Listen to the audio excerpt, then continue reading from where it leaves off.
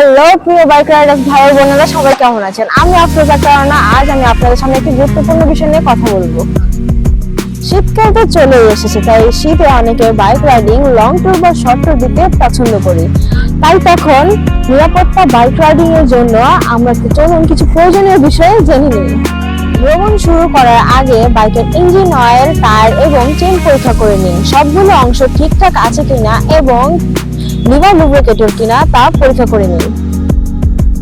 সকালে প্রথমে bike start দিয়ে 30 সেকেন্ড অপেক্ষা করার পর গিয়ার দিন। প্রথমে 3 থেকে 4 মিনিট আইডল আরপিএম এ রাইড করুন। শীতের সময় লং ড্রাইভে বের হওয়ার আগে ওই স্থানে শীতের অবস্থা জেনে ব্যাগে শীতের কাপড় রাখুন। ভালো মানের মাফলার এবং জ্যাকেট পরিধান করুন। শীত হোক বা গরম, নিরাপত্তার জন্য সবসময় ফুল ফেস হেলমেট ব্যবহার করুন, যা শীতের বাতাসে আর সর্দি কাশি থেকে আপনাকে রক্ষা করবে।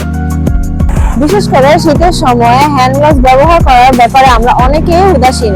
শীতের সময় সকালে বা রাতে আমরা হ্যান্ড গ্লাভস ব্যবহার করা অতি জরুরি।